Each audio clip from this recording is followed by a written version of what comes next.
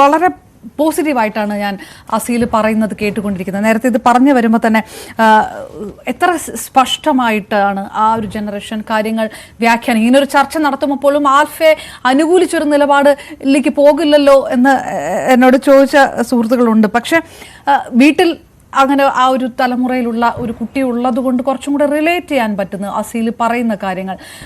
ഏറ്റവും കൂടുതൽ body shaming നടത്തിയ കാലം ജനറേഷൻ എക്സിൻ്റേതാണ്.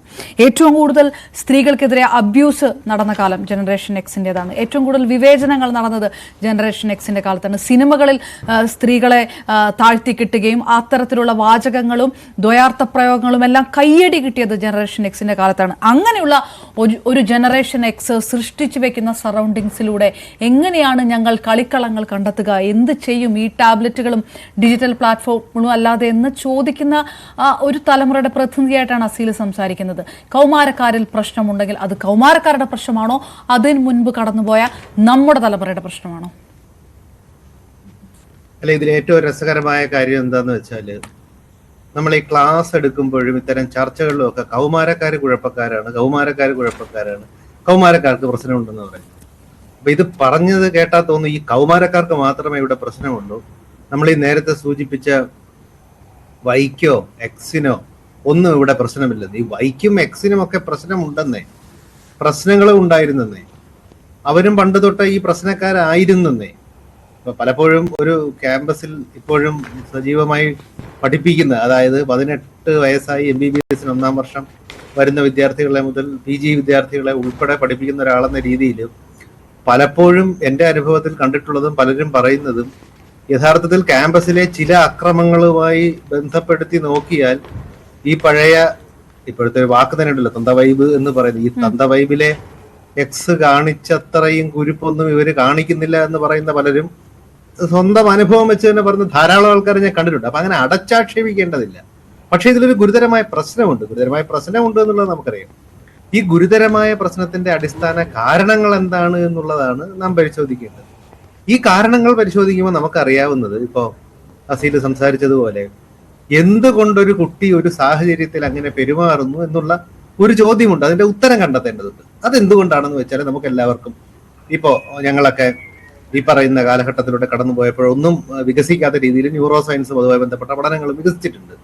അതിൽ വളരെ വ്യക്തമായി പറയുന്നുണ്ട്, നമ്മുടെ ഈ പക്വത അല്ലെങ്കിൽ പ്രായപൂർത്തി എന്ന് പറയുമ്പോൾ 18 എന്നുള്ള ആ വയസ്സിനെയല്ല ഞാൻ സൂചിപ്പിക്കുന്നത്. അത് പല കാരണങ്ങൾ കൊണ്ട് അങ്ങനെ ആയിപ്പോയതാണ്.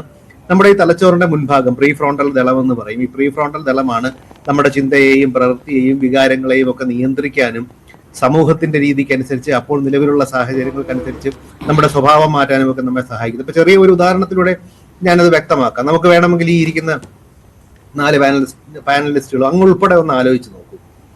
ഒരു 12 വയസ്സായ കുട്ടിയുടെ അച്ഛനോ അമ്മയോ ആശുപത്രിയിൽ ഒരു ഹാർട്ട് അറ്റാക്ക് വന്ന് കിടക്കുകയാണ്. ആ ആളുടെ ജീവൻ രക്ഷിക്കാനുള്ള ഔഷധം അവിടെ ഉണ്ട്. അത് അവിടുത്തെ ഫാർമസിയിൽ വെച്ച് പൂട്ടിപ്പോയിരിക്കുകയാണ്. താക്കോലില്ല, പക്ഷെ ജനലിലൂടെ അവൻ ഈ മരുന്ന് കാണാം. അവൻ ഈ ഗ്ലാസ് അടിച്ച് പൊട്ടിച്ച് ഈ മരുന്നെടുത്ത് കൊടുക്കുന്നത് ശരിയാണോ അല്ലയോ എന്ന് ചോദിച്ചാൽ നമുക്കെല്ലാവർക്കും ഓരോ ഉത്തരം ഉണ്ടാകും. അതിന്റെ ശരിയും തെറ്റും നമുക്കറിയാം, അതിന്റെ നീതിയും നിയമവും നമുക്കറിയാം. പക്ഷെ അത് നീതിയാണോ അല്ലയോ എന്ന് ചോദിച്ചാൽ നമ്മൾ എന്താണ് ഉത്തരം പറയുന്നത്? അപ്പൊ ഈ നീതിബോധം ഉൾപ്പെടെ ഈ കൗമാരക്കാർക്ക്, അല്ല മുതിർന്നവർക്ക് പോലും ഉണ്ടാകുന്നത് ഈ പ്രീ ഫ്രോണ്ടൽ കോർട്ടക്സിന്റെ വളർച്ചയും വികാസവും പൂർത്തിയാകുമ്പോഴേ. അത് ജൈവശാസ്ത്രപരമായി 23-നും 25-നും ഇടയിലാണ് പൂർത്തിയാകുന്നതെന്നാണ് ലോകവ്യാപകമായി പഠനങ്ങൾ തെളിയിച്ചിട്ടുള്ളത്. അതിന്റെ അടിസ്ഥാനത്തിൽ തന്നെയാണ് പല വികസിത രാജ്യങ്ങളിലും നിയന്ത്രിത ലഹരി, ലോകത്ത് നിയന്ത്രിത ലഹരിയും അനിയന്ത്രിത ലഹരിയും ഉണ്ട്. ഇന്ത്യയുടെ സാഹചര്യത്തിൽ അത് മദ്യവും സിഗരറ്റുമാണ്. കഞ്ചാവ് ഉൾപ്പെടെയുള്ളവ നമ്മുടെ ഇവിടെ അനിയന്ത്രിത അൺകൺട്രോൾഡ് ഡ്രഗ് ആണ്. അത് വാങ്ങാനുള്ള പ്രായം 23 നിജപ്പെടുത്തിയിരിക്കുന്നതിന്റെ അടിസ്ഥാന കാരണം പോലും ഈ പ്രായത്തിന് ശേഷം ലഹരി തുടങ്ങിയാൽ, ഇതിന് ശേഷം ലഹരി തുടങ്ങണമെന്നൊന്നുമല്ല ഞാൻ പറയുന്നത്, അങ്ങനെ തുടങ്ങുകയാണെങ്കിൽ നിങ്ങൾക്ക് ദൂഷ്യവശങ്ങളും മറ്റും ഉണ്ടാവാനുള്ള സാധ്യത കുറവായിരിക്കും എന്നുള്ള പഠനത്തിന്റെ അടിസ്ഥാനത്തിലാണ്. അങ്ങനെ ഇരിക്കെ കൗമാരക്കാരുടെ വയലൻസിന്റെ ഘടകങ്ങൾ എന്താണ്, ഇതിലേക്ക് നയിക്കുന്ന ഘടകങ്ങൾ എന്താണ് എന്ന് നോക്കുമ്പോൾ നമ്മൾ വ്യക്തിയിലുള്ളത്, അവരുടെ ചുറ്റുപാടിലുള്ളത്, അവരുടെ സമൂഹത്തിലുള്ളത് തുടങ്ങി പല പല കാരണങ്ങളുമുണ്ട്. ഒന്ന്, കുട്ടിയിലുള്ള അല്ലെങ്കിൽ ഈ കൗമാരക്കാരിലുള്ള കാരണങ്ങൾ പരിശോധിച്ചാൽ നമുക്കറിയാവുന്ന ശ്രദ്ധക്കുറവും പിരിപിരിപ്പും എന്ന് പറഞ്ഞ അറ്റൻഷൻ ഡെഫിസിറ്റ് ഹൈപ്പർ ആക്ടിവിറ്റി ഉണ്ട്, സ്വഭാവ പ്രശ്നങ്ങളുണ്ട്. നേരത്തെ ഞാൻ സൂചിപ്പിച്ചതുപോലെ വളരെ നേരത്തെ ഈ പറഞ്ഞ ലഹരി വസ്തുക്കൾ അവർ ഉപയോഗിക്കുന്നതിന്റെ കാരണമുണ്ട്. ചില ആൾക്കാരിലെങ്കിലും ഈ സാമ്പത്തിക സാമൂഹ്യ പ്രശ്നങ്ങൾ അതിലേക്ക് നയിക്കുന്നതായി തെളിയിച്ചിട്ടുണ്ട്. തൊഴിലില്ലായ്മ ഉൾപ്പെടെ അവരുടെ സറൗണ്ടിങ്സ്, അവർ ഏത് സമൂഹത്തിൽ നിന്നാണ് വരുന്നത്, അതിനൊരു സാമൂഹിക ശാസ്ത്രവുമൊക്കെ ഉണ്ട്. പിന്നെ ഇവർ എന്തുമാത്രം വയലൻസ് കാണുന്നു എന്നുള്ളതാണ്. ഈ വയലൻസ് കാണുന്നു എന്ന് പറയുമ്പോൾ നമ്മൾ മനസ്സിലാക്കേണ്ടതുണ്ട്. ഇപ്പൊ നമ്മുടെ ഇവിടെ വളരെ രസകരമായ ഒരു നിയമമുണ്ട്. മദ്യപാനം ആരോഗ്യത്തിന് ഹാനികരമെന്ന് സിനിമയിൽ എഴുതി കാണിക്കാമെന്ന് പറയുന്നുണ്ട്. അതെ, മദ്യപാനം ആരോഗ്യത്തിന് ഹാനികരമാണെന്ന് എഴുതി കാണിക്കാം. നിങ്ങൾ 2.5 മണിക്കൂർ സിനിമ എടുക്കൂ, 2.5 മണിക്കൂറിന് പൂർണ്ണമായി വെള്ളമണി മാത്രം കാണിക്കൂ, എന്നിട്ട് മദ്യപാനം ഹാനികരമാണെന്ന് എഴുതി വയ്ക്കൂ. ആ സിനിമയ്ക്ക് ഇവിടെ അപ്രൂവൽ കിട്ടുമെന്നേ. ഇപ്പൊ മലയാളത്തിലെ അതുല്യ നടൻ ശ്രീ മോഹൻലാലിന്റെ ലൂസിഫർ എന്ന സിനിമയിൽ അദ്ദേഹം 666 എന്ന് പറയുന്ന ഒരു വാഹനം ഓടിക്കുന്നുണ്ട്. അത് ഏത് കാലത്തെ വാഹനമാണെന്ന് നമുക്കറിയാം. 10-30 വർഷം പഴക്കമുള്ള വാഹനമാണ്. ആ വാഹനത്തിൽ എഴുതി വെക്കുമ്പോൾ ആ വാഹനത്തിൽ സീറ്റ് ബെൽറ്റ് ഇല്ല, അക്കാലത്ത് സീറ്റ് ബെൽറ്റ് ഇല്ല, പക്ഷെ നമ്മളുടെ വാണിംഗ് കാണിക്കുകയാണ് സീറ്റ് ബെൽറ്റ് ഉപയോഗിക്കാത്തത് കുറ്റകരമാണെന്ന്. ഇത്തരത്തിലുള്ള അപക്വമായ കാര്യങ്ങളാണ് നമ്മൾ ചെയ്തുകൊണ്ടിരിക്കുന്നത്. ഇപ്പൊ വയലൻസ്, കുട്ടികൾക്കെതിരായിട്ടുള്ള വയലൻസ് സിനിമകളിൽ കാണിക്കാൻ പറ്റില്ല. സെൻസർ ബോർഡിന്റെ നിയമമുണ്ട്. ഈ അടുത്ത കാലത്ത് ഇറങ്ങിയ ഒരു സിനിമയിൽ കുട്ടിയുടെ തലയിൽ ഗ്യാസ് കുറ്റി അടിച്ചാണ് അത് കുട്ടിയെ കൊല്ലുന്നത്. അപ്പൊ ഇത്തരത്തിൽ വയലൻസ് നോക്കൂ. ഈ വയലൻസ് എന്ന് പറയുമ്പോൾ സിനിമയിലെ വയലൻസിനെ മാത്രം നിങ്ങൾ കുറ്റം പറയണ്ട. നമ്മൾ ഈ പറയുന്ന എക്സ്ജൻ, ഈ തന്ത വൈബുകൾ ഉൾപ്പെടെയുള്ളവർ കണ്ടിരുന്ന പഴയ ടോം ആൻഡ് ജെറി ഉണ്ട്. ടോം ആൻഡ് ജെറി എന്തുമാത്രം അക്രമാസക്തമാണ് നിങ്ങൾ ആലോചിച്ചിട്ടുണ്ടോ? ആ പൂച്ചയെ, ആ എലി, തിരിച്ച് എലിക്കാണ് കൂടുതൽ അടി കിട്ടുന്നതെന്ന് പറയും. ഈ എലിയെ ആ പൂച്ച എത്ര മൃഗീയമായിട്ട് ഉപദ്രവിക്കുന്നത് നമ്മൾ ശ്രദ്ധിച്ചിട്ടുണ്ടോ? അപ്പൊ ഈ വയലൻസ് ഉൾപ്പെടെ വയലൻസിനോടുള്ള സെൻസിറ്റിവിറ്റി അവരെ കുറയ്ക്കും. അതായത് തൊട്ട് മുന്നിൽ ഇത്തരത്തിലൊരു വയലൻസ് കാണുമ്പോൾ അവർക്ക് പ്രതികരിക്കാനുള്ള ഒരു ശേഷിയില്ലായ്മ. അതായത് നമ്മൾ എപ്പോഴും പറയുന്ന പോലെ ചില പോലീസ് ഉദ്യോഗസ്ഥന്മാരെ, ഞാൻ പോലീസ് ഉദ്യോഗസ്ഥരെ അടച്ചാക്ഷേപിക്കുന്നില്ല, അവരോടൊക്കെ പറയല്ലോ ഇതൊക്കെ കണ്ടിട്ട് സാറിന് എങ്ങനെ ഇവിടെ നിൽക്കാൻ തോന്നി എന്ന് പറയുന്നത് പോലെ അവർ ഈ വയലൻസ് കണ്ട് വയലൻസിന്റെ എക്സ്പോസ്ഡ് ആയി അവരതിലേക്ക് പോകും. അത്തരത്തിലുള്ള സാഹചര്യങ്ങൾ സമൂഹത്തിലുണ്ട്. അതുപോലെ അവരുടെ ചുറ്റുപാടുമുള്ള, അതിപ്പോ നേരത്തെ സൂചിപ്പിച്ചല്ലോ, പേരന്റിങ്ങുമായി ബന്ധപ്പെട്ട പ്രശ്നങ്ങളുണ്ട്. ഇപ്പൊ മൊബൈൽ ഫോണിന്റെ ഉപയോഗം പരിശോധിക്കും. നോക്കൂ, നമ്മുടെ ഇടയിലുള്ള എത്ര പേരൻസിന് മൊബൈൽ ഫോൺ നന്നായിട്ട് ഉപയോഗിക്കാൻ അറിയാം? ഇതൊക്കെ പഠിച്ച് ലൈസൻസ് എടുത്തിട്ടാണോ നമ്മൾ മൊബൈൽ ഫോൺ ഉപയോഗിക്കുന്നത്? അതിൽ പേരന്റൽ കൺട്രോൾ സെറ്റിംഗ്സ് ഉണ്ട് എന്നുള്ളത് എത്ര പേരൻസിന് അറിയാം? നിങ്ങൾ കുട്ടിക്ക് മൊബൈൽ ഫോൺ കൊടുത്തു കഴിഞ്ഞാൽ അവൻ ഉപയോഗിക്കുന്ന ഓരോ കാര്യവും നിങ്ങളുടെ മൊബൈലിലേക്ക് നോട്ടിഫിക്കേഷനായി വരുമെന്ന സെറ്റിംഗ് ഉണ്ട് എന്നുള്ളത് ഈ പാനലിലുള്ള എത്ര പേർക്ക് അറിയാമെന്നും പൊതുസമൂഹത്തിൽ എത്ര പേർക്ക് അറിയാമെന്നും നമുക്ക് അന്വേഷിക്കാവുന്നതാണ്. പിന്നെ കുട്ടികളുടെ കാര്യത്തിൽ മാതാപിതാക്കൾ എത്രത്തോളം ഇടപെടുന്നു എന്നുള്ളത്, അത് കൂടുതൽ ഇടപെടുന്നതും കുറച്ചിടപെടുന്നതും കുഴപ്പമാണ്. ലഹരി വസ്തുക്കളുടെ ഉപയോഗം ഈ പറയുന്ന പേരൻസിൽ ഉണ്ടാകുന്നത്, കുടുംബത്തിലുള്ള വയലൻസ്, കുടുംബത്തിലുള്ള തൊഴിലില്ലായ്മ പ്രശ്നങ്ങൾ, അതോടൊപ്പം സമൂഹത്തിലെ പ്രശ്നങ്ങൾ, ഈ ലഹരിയുടെ പ്രശ്നങ്ങള്, അവിടെ ഉണ്ടാകുന്ന സാമ്പത്തിക സാമൂഹികമായ അരക്ഷിതാവസ്ഥകൾ, പിന്നെ അവിടുത്തെ നിയമങ്ങൾ, ഇത് ഉൾപ്പെടെയുള്ള സാഹചര്യത്തിലൂടെ കടന്നു പോകുന്ന ഒരു കൗമാരനെ ഞാനൊന്ന് ചോദിക്കട്ടെ. നമ്മൾ ഇവിടെയുള്ള ആൾക്കാരുടെ കാലത്തൊക്കെ കൗമാരത്തിൽ നമുക്ക് കാണിക്കാൻ ഒരു മാതൃക ഉണ്ടായിരിക്കണം. ചിലപ്പോ എനിക്ക് തോന്നുന്നു ജോർജ് തോമസ് സാർ ആയിരിക്കും ഇതിൽ ഏറ്റവും മുതിർന്ന ആളെന്ന് വിചാരിച്ചുകൊണ്ട് ഞാൻ പറയണം. അദ്ദേഹത്തിന്റെ കാലത്ത് കുറച്ചുകൂടെ നല്ല മോഡലുകൾ ഉണ്ടായിരുന്നിരിക്കും.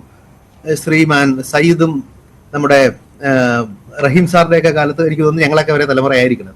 സയ്യിദ് സാർ ആയിരിക്കും കുറച്ച് ചെറുപ്പം. ഞങ്ങളുടെയൊക്കെ സമയത്തെ മാതൃകൾ ഈ കുട്ടികൾക്ക് നമ്മൾ ആരാണെന്ന് മോഡലായി കൊടുക്കുന്നത്? ഒരു ലൈംഗികമായി അധിക്ഷേപിക്കുന്ന, ദ്വയാർത്ഥ പ്രയോഗങ്ങൾ നടത്തുന്ന ഇവിടുത്തെ പോച്ചകളെയാണോ, അതോ ആരെയാണ് ഇവർ മാതൃകയായി കാണിക്കുന്നത്? അതോ റീച്ചും ലൈക്കും കമന്റും വെച്ച് മാത്രം എന്തും കാണിച്ചുകൊണ്ട് മുന്നേറാവുന്ന തൊപ്പികളെയാണോ? അപ്പൊ ഇവർക്ക് എന്താണ് മാതൃക? അപ്പൊ ഇവരെ മാത്രം കുറ്റം പറഞ്ഞ് ഇത് വളരെ ഒരു എന്താ പറയാ, ഒരു ഏകമുഖമായ പ്രശ്നമാണ്. കൗമാരക്കാരെല്ലാം കുഴപ്പക്കാരാണ്, കൗമാരക്കാരുടെ പ്രശ്നമാണ് എന്ന് പറയാൻ എളുപ്പം. ഇത് ഏകമുഖമല്ല, ഇത് ബഹുമുഖമാണ് ഇതിന്റെ കാരണങ്ങൾ. അതുകൊണ്ട് തന്നെ പരിഹാരവും ബഹുമുഖമായിരിക്കും. അല്ലാതെ നമുക്ക് ഈ കുഴപ്പമെന്ന് വെച്ചാൽ ഈ ആൽഫയ്ക്കൊക്കെ കുഴപ്പമുണ്ടെന്ന് പറഞ്ഞാൽ എന്നാ പ്രശ്നം എന്നറിയാമോ? എനിക്ക് തോന്നുന്നു വർഷങ്ങൾക്ക് ശേഷം അവിടെ ഇരിക്കുന്ന അവർണ കുറിപ്പും ടെക്നോളജി എക്സ്പെർട്ടും അധ്യാപകനും റിട്ടയർഡ് പോലീസ് ഉദ്യോഗസ്ഥരും സൈക്യാട്രിസ്റ്റും ഒക്കെ ഈ ജനറേഷൻ ആൽഫയിൽ നിന്നാണ് വരേണ്ടതെന്നുകൂടെ നമ്മൾ ആലോചിക്കേണ്ടതുണ്ട്. അപ്പൊ അവരെ നേർവഴിക്ക് നടത്തേണ്ടത്, ഈ നേർവഴി എന്താണെന്നുള്ളതിനെ കുറിച്ച് തന്നെ ചർച്ച നടക്കുന്ന കാര്യമാണ്. അപ്പൊ അവരെ മുന്നോട്ട് നയിക്കേണ്ട ചുമതല യഥാർത്ഥത്തിൽ നമുക്കുണ്ടെന്നേ. തീർച്ചയായിട്ടും അത് എവിടെന്നാണ് ഇതിന്റെ പരിഹാരം കാണേണ്ടത്, എവിടെന്നാണെന്നൊരു ചോദ്യം വരുമ്പോഴും കണക്കുകൾ പറയുന്നത് അനുസരിച്ച് കൗമാരക്കാർക്കിടയിൽ കേസുകൾ കൂടുകയാണ്. നേരത്തെ അസീൽ പറഞ്ഞ പോലെ കൂടുതൽ വിജിലന്റ് ആയിട്ട് ഒരു സമൂഹം ഇരിക്കുന്നത് കൊണ്ട് കൂടുതൽ കേസുകൾ വരാം. സ്ത്രീകൾക്കെതിരെയുള്ള അബ്യൂസ് കേസുകളും എണ്ണം കൂടുമ്പോൾ അതൊരു സമൂഹം വിജിലന്റ് ആയിട്ട് ഇരിക്കുന്നത് കൊണ്ടാണ് എന്നുള്ളൊരു വിഷയം കൂടി ഇതിനകത്തുണ്ട്. ഇത്